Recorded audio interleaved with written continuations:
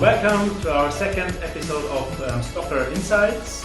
Today is the 3rd April 2023, and now finally Arnab is also there, and you don't have to watch me talking alone. And hi Arnab, how are you doing?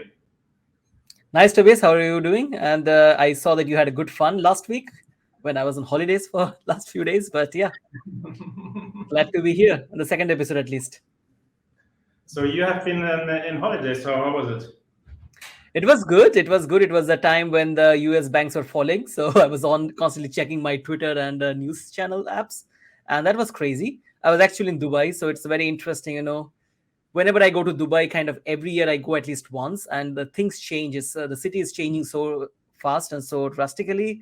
But I had a good time this time. It was a family trip, but I still tried to bring some business meetings in between. So yeah, it was quite a nice trip. Cool. And now you're back in cold Berlin. We have like a lot of stuff to talk about. Maybe we will spare the audience with the SPV bank. So we will touch a little bit about on the general market developments in the banking industry, but we have also I think some topics out of the crypto space, which are super interesting to highlight today. And one, I think you mentioned it to me just before we started the recording. I think you had something observed here in the DAO space. Maybe you can tell us a little bit about that. DAO means decentralized autonomous organization.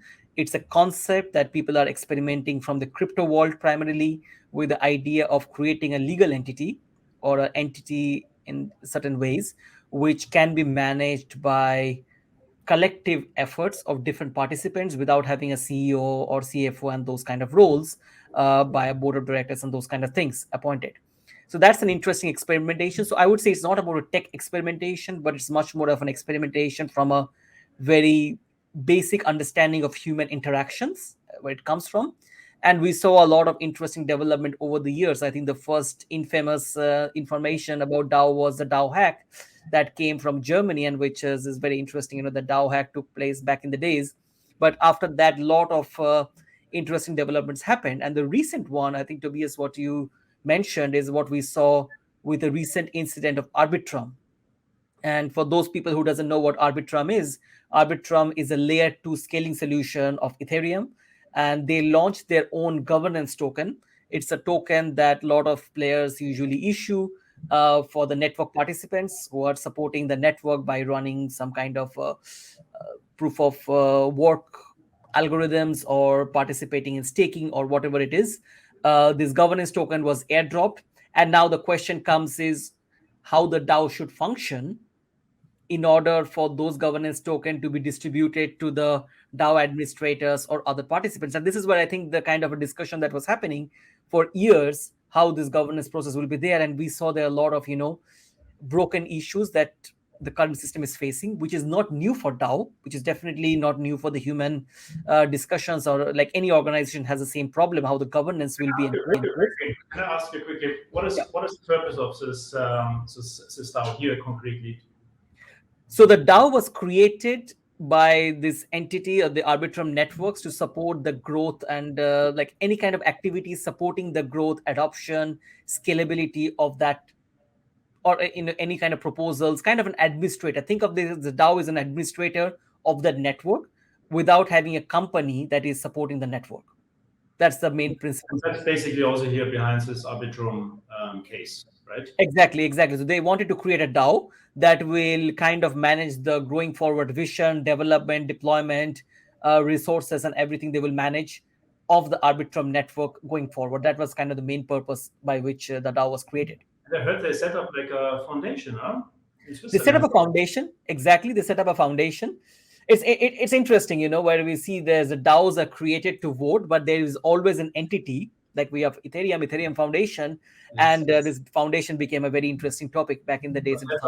Teslas, and Exactly. All these foundations came in, and the foundation's main role was to support in any administrative affairs, like giving out grants, giving out, marketing budgets, putting some, going to conferences, talking, evangelizing, and all these elements. That was the foundation's main role is.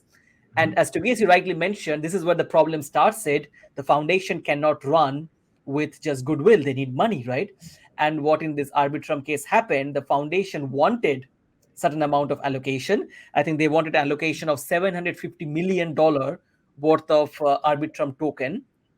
And this Arbitrum, 50 million. 750 million dollar of Arbitrum token. This amount of token they wanted for the governance processes for the foundation to operate in simple sense, right? For the foundation's budgets, for markets and everything. And what interesting is, you will expect that people will, or the foundation will take over the money or get the money only after the DAO or the organization agreed that this money is allocated for them. But in case of Arbitrum, what happened is they considered, or the foundation considered, that they will get the voting anyways because they know all these people who are supporting the network. And they started using funds before even the DAO approved. And interestingly, in the last few days, it turned out to be, then actually yesterday, the DAO said no. Over 70% people said, no, we don't want to give you the money. And now the situation is they have already used, I think they used 6.7% of the allocation of 750 million token they wanted. They've already used that. Now the question is how... just to set up the foundation in Switzerland, pay the lawyers, have like these managers, or I don't know what is the setup there, but it's definitely something costly. So this has not been thought about before they started. That's very interesting. Yeah, so it's interesting, Tobias, as you rightly mentioned, it's a DAO till the time you're trying to avoid some securities law and any other kind of laws. But the moment you require the money, you are a centralized organization. And it's interesting thing, Tobias, just to, as you said here, the DAO's, the Arbitrum's officials tweets and few of the core people, they mentioned that this voting by DAO was not a voting to get a permission. It was a voting, or the process of voting of the DAO was to validate the previous discussion or the decisions that the foundation have taken, which is kind of very ridiculous, to be very frank, right? Because at the end of the day, how you can validate, and if I don't validate, do you give the money back, which they cannot give? So now they have to go for another proposal and see how it goes. But yeah, this should have been well thought of. No, that's a very interesting case. So what do we learn from that? So we set up like the token infrastructure beforehand. We set up like the governance before we decide what kind of vehicles we will have as an underlying, or what can be like a solution to this kind of cases. Do you have an idea about that? Or? I think the fundamental problem is over here comes in, let's first try to get the money and secure the money, and then we think other stuffs later on. And this is the problem we don't see only with this Arbitrum issue. We can see from this time of the FTX, we are seeing from the time of Celsius, it's constantly growing, right? And this feeling that there is no responsible act towards the best practice, or technically you're throwing every best practice out of the window, right? Yeah. These people are intelligent, these people are knowledgeable. I don't think they never thought about that. This I don't buy. Where the problem comes is they never thought that's an important consideration to consider before doing such act. And overall, what happens is this market as a whole gets a lot of negative press, a lot of negative. It's a trust factor, right? You're breaking trust factor constantly. Every month, something or the other is coming. And companies like STOKR, which are creating products on a regulated way, following all the best practices, we are taking a lot of this negative press or the negative viewpoints of the market, say, hey, these crypto guys cannot operate. But yeah, these guys cannot operate a normal company, forget crypto or not, because they don't have any basic responsibility or respect towards best practices. So this is the problem. And this is, I think, as a peers in the market, we need to talk about those things. We need to tell that, okay, guys, in the market, this is not the best practice. This is DAOs or this kind of experimentation should not be used as a tool to avoid securities law or existing best practices. Yeah, as it did in the past, right? Yeah, I think that's a very interesting case. But as you say, like DAOs, I think like the idea is very interesting, that you have like a sort of a decentralized governance, but our world is somehow very, very centralized, and the problems come then back always when you have like a sort of like a centralized entity, and then there will be like a conflict. They have to somehow solve over time, right? And I think you mentioned also like you have seen also like, and I have seen it also on Twitter recently. It's more like an environmental topic we are touching now upon. A little bit controversial, but we will at STOKR Insights we will not shy away from having diversified views. And I think very, very interesting stuff happened. And I think I will just like show more like this picture. I have like an artwork to share. Let me see whether I can manage. Yeah, can you see it? Yes, I can see it. Yeah. It's a very beautiful skull in a sort of like in a factory environment with a lot of laser-eyed, I don't know, monks.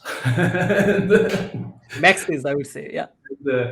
In the background is a lot of like lights and steam. I have seen it on Twitter. I have seen a little bit of discussions, and it become almost like a identifier for the Bitcoin community. But I think that was not the purpose of this. What is like the background of this kind of stuff? Yeah, so it's interesting. And this Wong, my pronunciation may be not the best, but he's an artist, an environmental artist who was. So he created this He stuff. created this, yes, the skull of Satoshi. He was commissioned by Greenpeace, and Greenpeace for a long time, I think for over maybe 3-4 years, the Greenpeace is trying to bring a very bad negative press about the Bitcoin mining, as if the Bitcoin mining is the main source of global carbon emission kind of thing, right? So that's kind of the narrative, right? Okay, Bitcoin is one of the most environmentally polluted network out there because of proof of mining, because of proof of work, and which is connected to the mining. And that means Bitcoin should change its code and go to proof of stake, what Ethereum did. But fundamentally, what Greenpeace tried to do, and very interestingly, and this is, I think, what is another narrative is there, the main core decentralization engine of Bitcoin is connected to the proof of work mining mechanism. If you take away that, we are seeing all the centralization for issues that is happening with Ethereum, with the proof of stake. All this, once you stake your ETH, you cannot take it out, and you're relying a lot on the exchanges and those validators and so on and so forth. But fundamentally, I think what this art tried to do is to scare the community about, hey, look, this is kind of a warehouse where you'll mine Bitcoin. The guys looks like a nerd hacker, which are kind of the Bitcoin maxis, and this skull is emitting greenhouse gas, and this Bitcoiners are kind of committing a grave harm to the society. So that's kind of narrative, Tobias, how the Greenpeace thought of this artwork will influence the market. So basically, they hired like a sort of like an artist, right? Or it's like not a sort of, it's a commission, yeah. So very well-known artist. I don't know, but it's an interesting artwork. So they wanted to create. So they hired like an artist to create like a very scary sculpture picture to say how bad in the end the whole Bitcoin community is. And also to nudge the Bitcoin communities, that's what I understand a little bit, to change their code, right, from proof of work to proof of stake. So this is like a political, let's say, a political inspired artwork. How to say, right? Yes, exactly. It's kind of a way how to visually disturb you. Kind of those images that you see on the cigarette packages to not make you smoke cigarette, but kind of it backfired technically. In this case, it backfired. Okay, really? Yeah. In this case, actually, the community liked it, Tobias. This is, I think, very interesting, right? Community in the Bitcoin community actually like this image very much, because this goes kind of in the narrative of the hackers, kind of contrarian opinion and contrarian belief and those things. So that people liked that. And the conversation moved, actually not changing the code, which Greenpeace wanted to have. The conversation went from that to how you can use the energies, renewable energy, for mine Bitcoins rather than you relying on the energy consumption. So using carbons or like let's say fuel-based or carbon-based fuels if you're using it for mining. So that's kind of the discussion now it went for. So people are started, and this is where the Bitcoin community took it as inspiration. People like this image, and the discussion went not change the code, but change the way how we use the energy and what kind of energy will be used to mine Bitcoin. Is it a renewable or is it a fossil fuel? And this is where the discussion is going now. Yeah, where the energy comes from to create Bitcoins. I just like check here on Twitter, and I think this artist also he was very much involved in the discussions, and I read it now just out. He says, like, in the real world, Greenpeace will use it as a symbol for why Bitcoin needs to change its code. Online, it's become a mascot for Bitcoin's environmental potential, and I love that. Yeah, exactly. Yeah. So I think like it backfired in the same way, but it also like triggered like an interesting discussion about how energy is used. A little bit probably different because Greenpeace wanted to influence, let's say, innovation in some sense, like for political or environmental. What they see is environmental. Beneficial in the end, right? But I think like what we have, I remember like we have been like in Miami last year, and I was pretty much impressed at the Bitcoin conference about the machines and about the innovation which is behind Bitcoin, and specifically also Bitcoin mining. And when I have seen like these machines in liquid and all this energy and all this innovation, all the thoughts of a lot of very intelligent people going into Bitcoin mining, you saw actually, wow, for me it was very impressive. And I think when you mine Bitcoin, I think there is no industry on this planet which has an incentive to spend less energy actually. Right? I cannot think of any industry where it is so beneficial in the end to waste less energy. And I think a lot of innovation is going into this, and capitalism sometimes works best in this way when you have a monetary incentive in the end by using technology to improve like the processes and the like, right? And I think this cannot be decided out of like an NGO base or from a political point of view, because innovation is very seldom driven by these kind of guys. But it's a very interesting development. It's interesting, Tobias, because on STOKR we have experience on supporting Bitcoin mining operations we did with Blockstream mining node, right?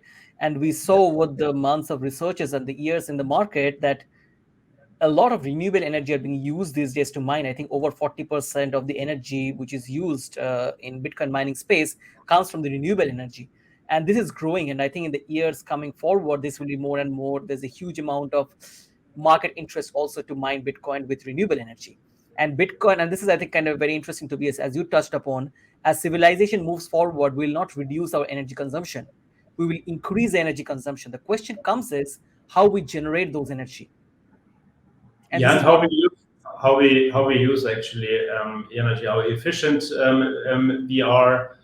Yeah, and I think it should be always. I think we always think like the ideas that you say like as a governmental or as also like a non-governmental institution to say like I know exactly what's happening now in the next 20 years, and I will try to influence. This is definitely has been never a good idea in the past. I think like we will move forward, and we find new ways, whether it's so-called renewable energy or other energy sources in this sense. Yeah, but I think it's a super interesting topic, and I love it actually. It has laser eyes. I want something behind like that. I actually have laser eyes on my tutor for years right now. I never removed it. Yes. You still have laser eyes? I still do have. Yeah. Ah, okay. so you're pretty much brand marked.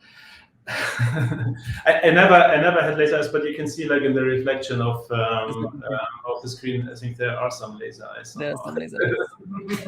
Yeah. And I think like as we talked about these two topics, I think what was like just like to connect like also to our first episode when we talked a little bit about the Silicon Valley Bank fallout, what it means in general, what are like the signs where we have to be careful, and what we should take in general into consideration, how like the market, like the financial market, will move forward, right? I mentioned like in the last times you see like cracks in the system, and we saw like now over the last weekends again that there was a very interesting development also in Switzerland, where over the weekend in a night session, it was decided, and I think it was even imposed on UBS, the Swiss bank UBS, to take over Credit Suisse. And overnight they created like a huge bank in Switzerland, which can then probably not be saved by at least by the Swiss central bank anymore. And the SNB, the Swiss National Bank, they said, okay, we created actually over the weekend a real monster. And it's an interesting development. What do you think about this kind of developments? I think like one interesting thing I read today, the CEO of let me see who he was. He was the CEO of Julius Baer, and he also like overnight he was he said, okay, now I'm like the second biggest, running now the second biggest bank overnight in Switzerland. But he said something very interesting, and he said everything that was there months ago, and this was before like the SBB fallout and what happened afterwards, will not go away, right? And I think it's a very strong statement of a CEO of the second largest Swiss bank. So the bankers themselves, they're very wary of the situation right now, right? Yeah, I think this is very interesting, as Tobias, as you rightly mentioned. And this is kind of it was a time when I was also kind of in Dubai, right? So I was trying to check the news on and off, but not fully in details. But what I felt is in the market, when it's bull market and the market is going perfectly fine, right? You have a huge opportunity to do some error because the market will correct it. Market will find its own way. But when we're in the bear market and the economy is going through a drastic change, the margin of error becomes very thin. So you don't have a huge room to do mistakes and still be fine in the market. I think Credit Suisse could have been survived still, had a lot of macro situation would have been different. Had this sovereign wealth fund guy wouldn't have said that, hey, I will not invest any more penny, things would have been different. Then maybe still they would have survived because they were surviving all these months in different ways or the other. But few critical incidents change the narrative. But also maybe, Tobias, my question to you also generally here is, how do you see that element of trust? Because one of the reason I think the banks have been supported, this merger happened, is because a government cannot allow such a big banks to fall or go to bankruptcies and lose depositors' money, right? So where do you see the element of trust, how the trust narrative is changing? Because the banks are falling constantly, right? It's not one-off incident anymore. So what do you think this trust will look like? We should also highlight this quickly, right? I mean, the financial crisis 2008, which created actually Bitcoin, it was not like a single event. It was like an event which has created like a market strain which has not been solved, right, until now. And we just extended actually the problem, and now the Fed was printing so much money into the system with low interest rates, and maybe even created like this, made this problem even bigger. And what we see now, specifically in US, is the people withdraw the money, like they don't trust like these regional banks anymore, even if Janet Yellen, the Treasury and the Fed are constantly saying, yeah, we will take care, we will bail you out, right? We will not let you fall. However, like we see like a big movement into money market funds, right? Money market funds which have an underlying of government debt, not corporate debt. So everything is going into the direction of government debt, because this is like considered now as like a sort of a safe haven. But I think like what we can also constate, and I think that's also like a discussion which is now very, very relevant, right? Why do you deposit actually your money at a bank, right? You want to have a trusted institution where you can put your money and you can withdraw at any point of time, right? And this has shown that maybe this is not like guaranteed. So people like looking for ways to say, okay, yeah, I trust you. I give you my money, like an asset manager or whatever, or like a fund, and then you create a little bit more. But when you say, okay, maybe I would just want to keep it, then I think the wallet idea, that you are your own bank, the old narrative also of Bitcoin comes again to light, and we see, I think, with this development, this is not outdated, and it shows actually the banking system is not working perfectly fine, especially not with the big money printing machine in the back, right? And the people look for possibilities like to have the option like to actually have access to the money any point of time via, for example, like a blockchain solution. When you have your own private keys, you always will have access to your money independent what's happening actually in the world. And I think this is a narrative. I think we will see more and more. And I think also, like I see now, I've been in Paris last week, and there were bankers from the big banks around the table, and it was very interesting. And one said, we should really discuss actually this wallet solutions, or maybe there is actually a use case of blockchain to replace this trust. And this came from a banker, and I was a little bit baffled in this in this conversation. But I think it's very interesting. I think this is like a very important topic to discuss further. No, I think in this kind of conversation, you should give them a kind of wallet immediately. Say, hey, this is it's the future of not only your money but also your securities, right? Kind of. Yeah, exactly.